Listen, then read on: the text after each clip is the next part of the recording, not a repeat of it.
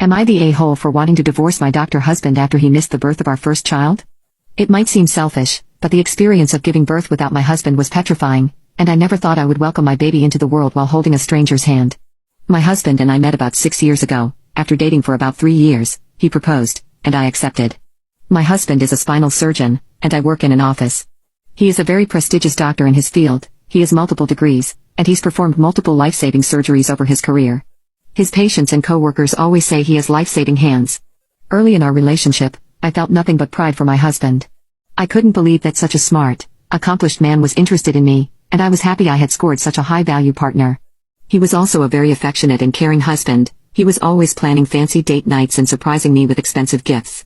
I was overjoyed when I found out I was pregnant. I surprised my husband with the news at dinner, and it was one of the only times I've ever seen him cry.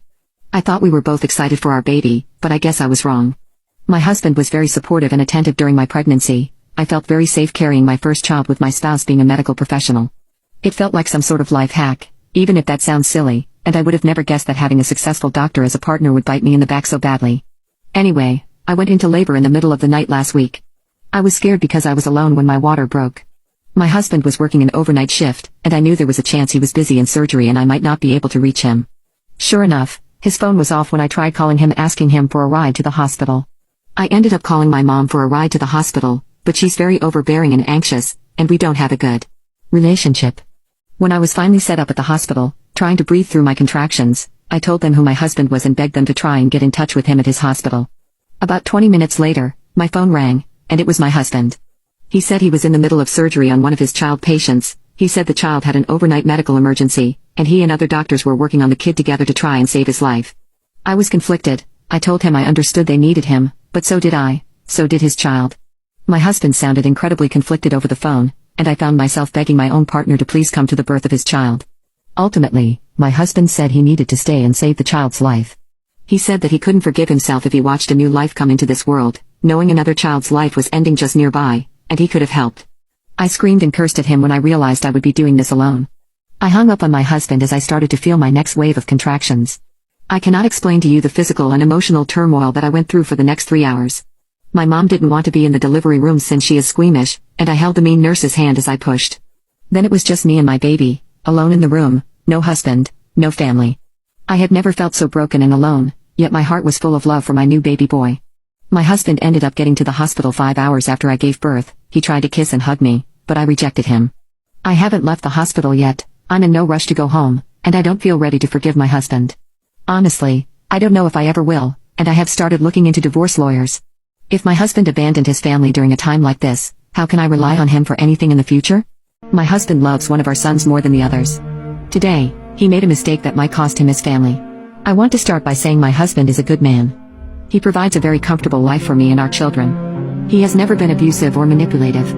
He's never kept secrets or cheated. But he has one huge flaw. He has a favorite child. We have 3 teenage sons.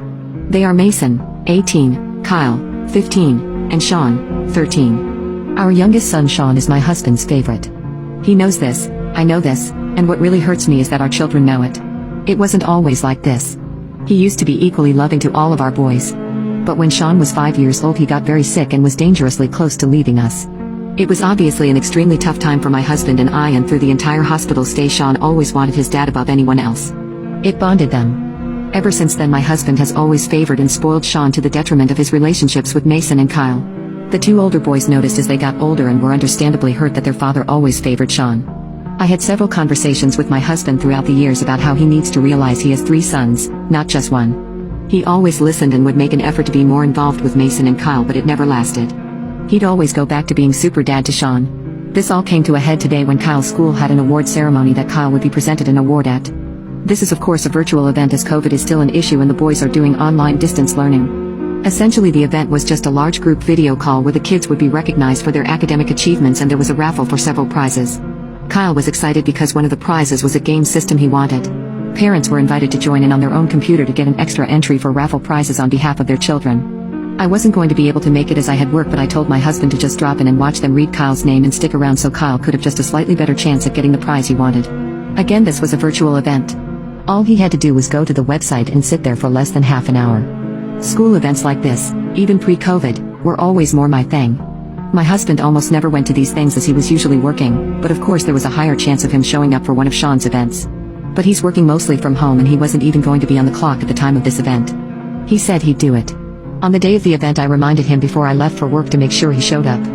I sent him the invite link again while I was at work just to be sure he had it, and he assured me he'd be there. Well, the event came and went. Kyle was in his room on his own laptop for the event and my husband never joined the group call. I was busy at work so I couldn't message him back until almost an hour after the event ended. I asked how it went. He said he was trying to join but the link didn't work. I asked what did he mean he was trying to join now when the event was an hour ago. He replied, "Oh, I thought you said it was now, I saw red." He missed the event because he got the time wrong. After I told him several times what time and exactly how to join, all he had to do was click the link at the right time. I was furious, but I wanted to wait until I got home to talk to him. So I get home and see our oldest son Mason's car in our driveway. He does not live with us anymore, he is in college and has his own apartment. I walk inside and Sean is in the living room looking upset. I ask him what's wrong and he says the other boys are arguing with Dad. I asked what happened and he said he doesn't know, just that Kyle got really mad and called Mason when he told Kyle that he and my husband went to get frozen yogurt earlier. I asked what time they went and he tells me it was 10 minutes before Kyle's event.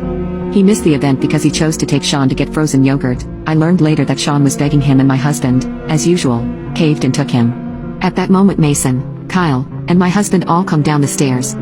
They're yelling and Mason has a duffel bag with Kyle's things. I asked what is happening and Mason says he's taking Kyle with him to stay at his apartment for a while. I told him Kyle can stay the night but he can't just move in with him. My husband said that Kyle is not leaving and he needs to talk to him privately. But Mason blew up on him. He said everyone knows Sean is his favorite and he couldn't tell Sean to wait 30 minutes before taking him to get yogurt. I told Mason I understood his anger but that we all needed to sit down and talk. Kyle joins in and says that he's tired of his dad always choosing Sean over the two of them and he wants to stay with Mason. My husband was apologizing and saying he doesn't choose Sean over them, he just made a mistake. Mason challenges my husband saying you always just make mistakes that leave me and Kyle on the back burner, and told him to try to remember the last time he did something with either he or Kyle alone. My husband listed 2 events. Mason reminded him Sean tagged along for both. My husband said they're family and of course he's allowed to go with. Kyle shouted back that my husband has taken out-of-town trips with just he and Sean 3 times in the last year and a half. And he was right. Sean got visibly upset at this point. Mason said he was sorry and that this wasn't about anything he did wrong. That it was their dad's fault, not his. Sean went upstairs to his room. My husband started after him and Mason said, "See?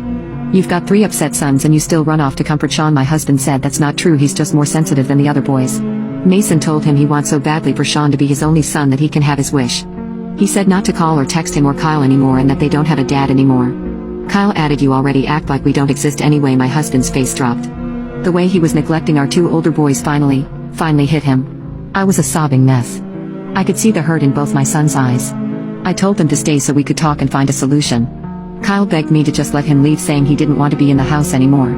Mason hugged me and assured me he'd make sure Kyle got his school work done and he'd call me tomorrow. I let them go. As much as I want Kyle here, I know he needs time away from my husband. My husband went to the kitchen and cried. He's never been an emotional man, but the reality of our 2 older boys wanting to go no contact with him finally knocked some sense into him. I wanted to yell and scream at him. I told him for years that he needed to stop favoring one child. All he had to do was show up one goddamn time for Kyle. I'm so angry. Instead I told my husband that I love him and I know he's hurt, so I'm not going to yell at him. But I told him I love my children more and that if he didn't fix things with his boys and start treating them equally from this moment forward, I would be separating from him. He just said I don't want to lose my family. He started to get up saying he should make sure Sean was okay. I told him I would check on Sean and for once he needed to think of his other sons. I admit I was passive aggressive, but my blood was boiling and I was trying my best not to tear my husband down any more than my son's parting words had. I spent the next hour consoling Sean and reassuring him that his brothers don't hate him and that their issue is with my husband, not him. He said they won't text him back and I said he needs to give them time. I'm emotionally exhausted. I don't know what to do. My husband is sleeping in the guest room tonight. We've never not slept in the same bed unless one of us is out of town for one reason or another. Is it worth separating from my husband over if he doesn't fix it? This is the only big issue we've ever had in our marriage, but he broke my children's hearts, and even if we do stay together, I don't know if I can ever forgive him for that. I feel like a failure as a mother for not being more assertive with my husband and not interfering throughout all these years. I also feel like it may be too late for him to make things right at this point. What do I do? What can I do?